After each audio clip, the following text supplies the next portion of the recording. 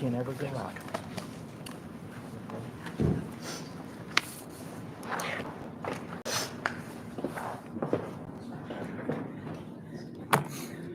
Linda, we're ready.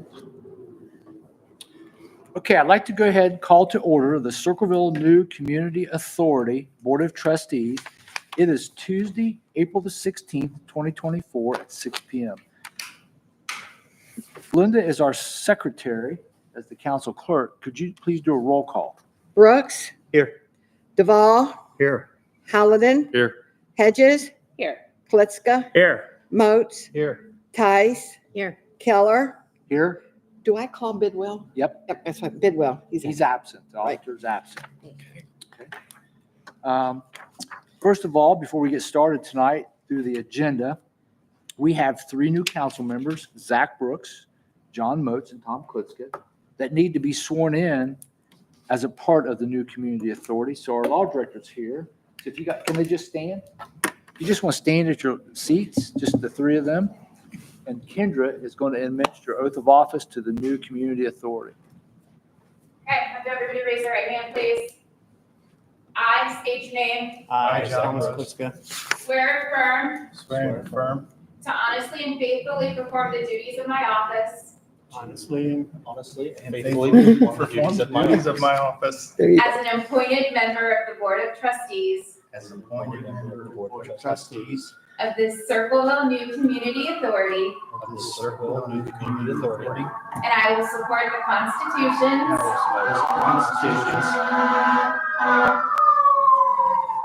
of the United States of America of the United States of America and of the state of Ohio and of the state of Ohio during the term of my office. during the term of my office. All right, at this point, I'm going to swear up after you guys sign that you have been properly administered the oath of office. Great. Thank Thank you, Kendra, for doing that. And thank you for the three new members. Okay, so you were sent out the agenda that you have in front of you as well as a resolution. The next item on the agenda, so just so everyone's aware, this board is a separate function of city council. It is a board. It's not a council function, even though the people who are on the board are council members, council president, and the city auditor. Okay, it's a 9-member board. Of that board, we have some officers. We have a chairperson, a vice chairperson, a secretary, and the treasurer. In the previous initial setup of the board, we selected by title who would be the chairperson and vice chairperson. So for instance, the chairperson was the president of the council. It's not someone's name, it's by title. The vice chair was the council president pro tem. The secretary is the council clerk, and the treasurer was the city auditor, okay? So if we could, for this upcoming year, if we could, again, appoint a chair or elect a chairperson, and we'll do that through a nomination. We'll do each one of them one at a time. So that was my recommendation, that we use it by position, not necessarily a person's name, because these offices can change, the seats, all of us could change down the road. So if there's any questions or comment, could I have a motion on who the chairperson should be? I'll make a motion that the chairperson of the NCA is the president of council. Is there a second to that? Seconded by Tom Duvall. Linda, could you do a roll call, please?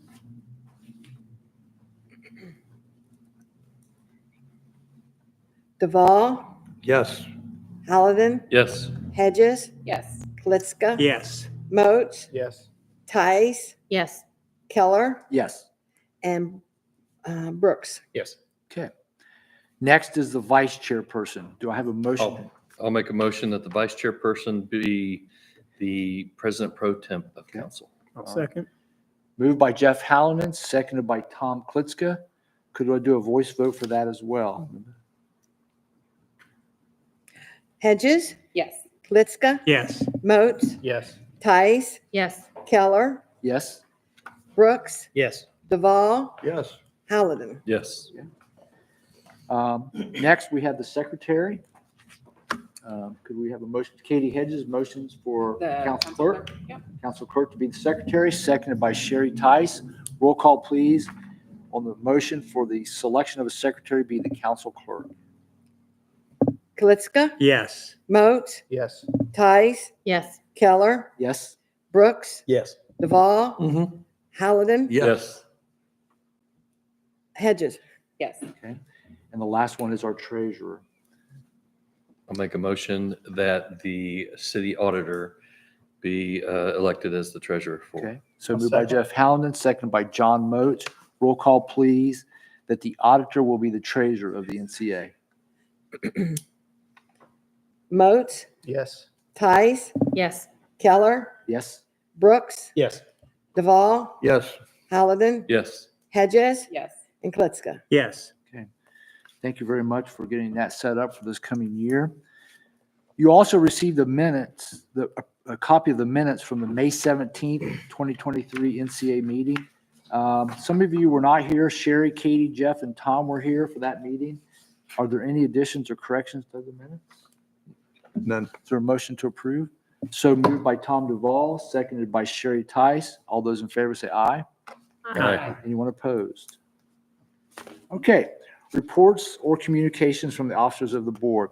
What I'd like to do at this point is introduce our attorney, Rob McCarthy from Bricker, who's here. Come on up to the podium, Rob, and you can bring your guests with you as well, Rob McCarthy and Tyler Bridge. They both are attorneys, are going to help us in many developments going forward for this year and the NCA work that we have to do.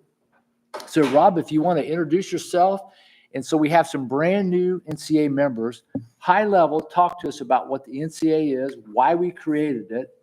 There are other NCAs in Pickaway County, what the purpose of them are, and what we hope to accomplish with them. Absolutely. Thank you, President Keller, for having me again. Can you hear me okay if I stand here? Yes? Okay. I'm Rob McCarthy with Bricker Graydon. This is my colleague, Tyler Bridge, also with Bricker Graydon. Thank you very much for the opportunity to come and speak before the NCA and council this evening. The city formed the NCA to support growth coming its way. Everybody knows the growth is heading this way from the north. NCAs have been around for a number of decades, but have not been commonly used for this function until the last decade or so. And now most major developments across central Ohio have an NCA. And then starting about 6 years ago, we had another municipality that formed its own NCA. So most NCAs are formed by a specific developer for a specific development. But Circleville took a different approach, was to say, actually, we want to drive the process. We want all developments to join our NCA on our terms. Mm-hmm. And it's a way for the new property owners moving in to pay for the additional services and infrastructure that are needed. As President Keller said, it is a new governmental entity. It's formed and overseen by the city, but it is a separate governmental entity subject to public records, sunshine laws, and so forth.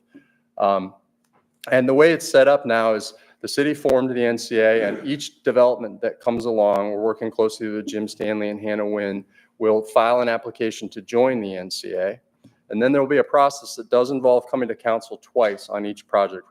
There's several in the pipeline right now. We're trying to group together at once so we don't take up a lot of council's time. And then those properties will join the NCA and be subject to the charge and make payments that go to what are known as community facilities throughout the city that the city would designate. It's basically public infrastructure improvements. So, right. So he brings up a good point. So there are property taxes, millage. I believe our current rate's 0.4. And please, if I misspeak, Rob, correct me.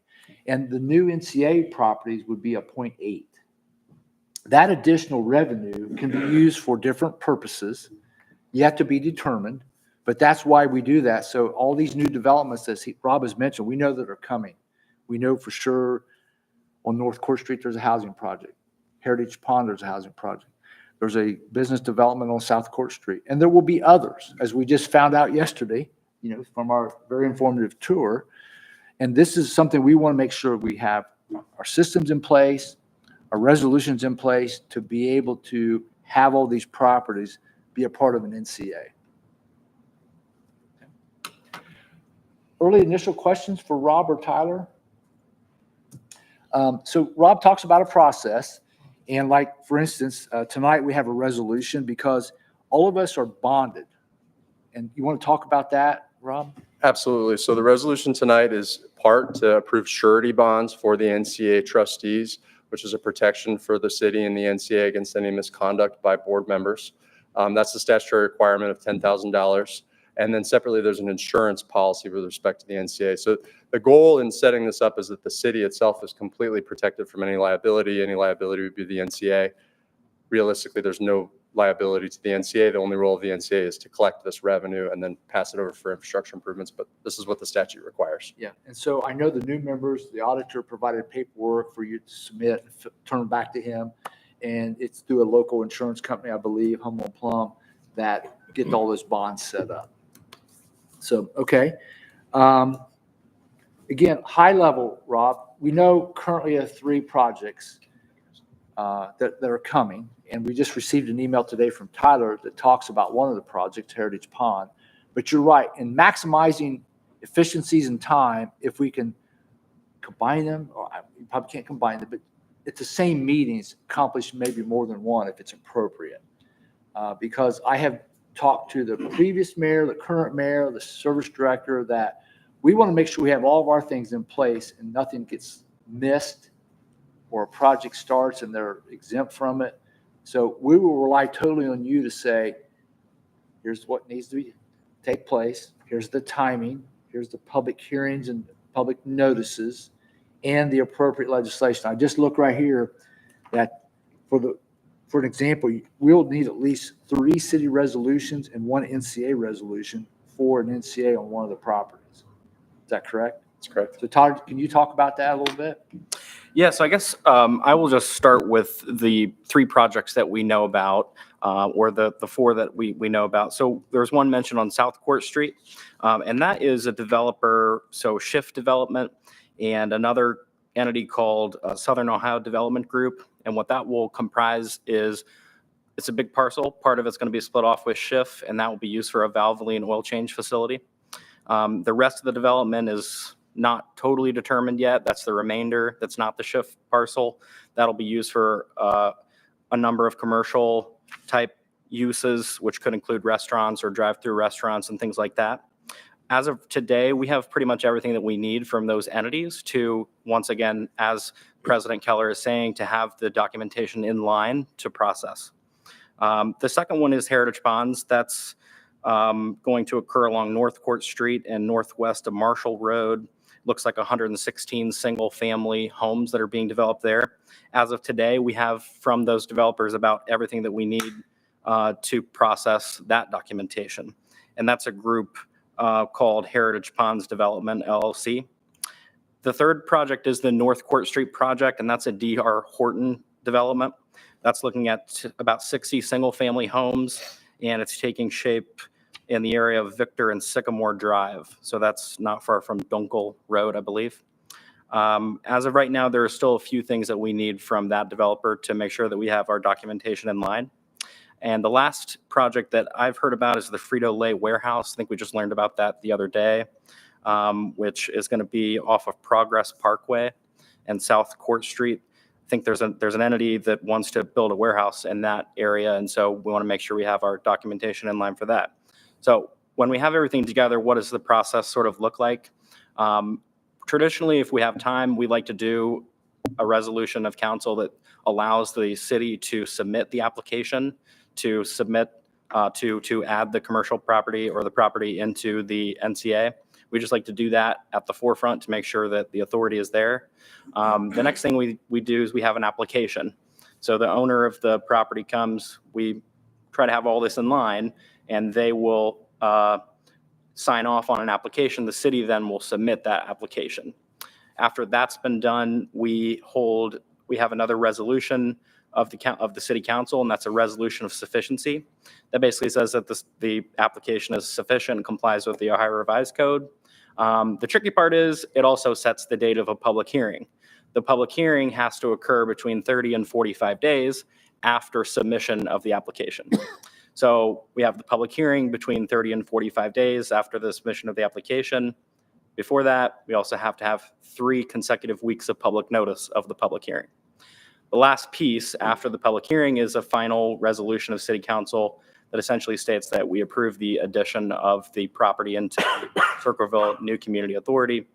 When we have that all done, we come back to the actual New Community Authority board, and you will pass or consider a resolution formally adding and essentially saying we consent also to the addition of the property into the new community authority. When we're done with that, then we take a supplemental declaration, which is a document that's also, it needs to be submitted by the owner of the property, and that's recorded on the property such that the charges they become a covenant running with the land in perpetuity. And so that is a large process. And so you can see, to President Keller's point, why we want to, at the 4, make sure that we have everything in order to go through those 6, 7, 8 steps that also have to be done in very particular order in very particular date ranges. And so I know that's a lot of information, but those are the projects that we're hurtling towards moving through that process. If I could just add, for what it's worth, for the members who were on council previously, you went through that process one time already as to the initial site. Now we have to repeat it each time. Sure. Yeah. Through the process Tyler described. And once we complete all those steps, the new property owners will see an increased property tax that's issued to the county property tax, correct? That's correct. This board, or I'm assuming the city in the future, once it starts receiving revenues from the NCA, will at some point determine how they're used and how they're budgeted and how they show up in our city budget, things like that. That's correct. It's very broad under the statute. It's generally public infrastructure improvements that the city itself could do. Yeah. So that could be roads, parks, sidewalks, underground utilities, all those things. That's right. So it's one of those things, while we're doing all this work, you're not going to see a lot of money quickly. It's going to be something that's probably years down the road by the time these properties are developed and sold and you start collecting the property tax off of them. So this is all the forefront work to be prepared down the road. Yeah, the first municipal one that we worked on was 2017. They were formed. They're growing more slowly than you are, but they have 2 big subdivisions in. And they're just now, Tyler and I at the meeting a few months ago, they have a pile of money that they're saying, now we need to figure out what we're going to do with this. So to your point, it does take some time. You were also asking previously, President Keller, and I forgot to mention, there are 2 others in the works in Pickaway County, in South Bloomfield and Asheville. Mm-hmm. South Bloomfield's, actually Asheville's a bit further along. And then, you go to Delaware County and there are probably 20 of them. So Okay. They're quite common these days. Okay. Great. Anybody have a question for the attorneys while they're here? Something comes off the top of your head. Now, for the new members, the clerk has provided a booklet for you that's full of information. We have it as well when we first created the NCA. I will also tell you that you all have access to the city server, and there's a folder in there that says NCA. So all the documents that have been adopted, passed, approved are in that folder if you need to look at something that's happened in the past. Okay? It's available to you. Thank you. Great. Thank you. So Rob, under the statutory developer report, is there anything I should think that, I appreciate the high level overview of what the NCA is. Is there anything that we should be thinking about there?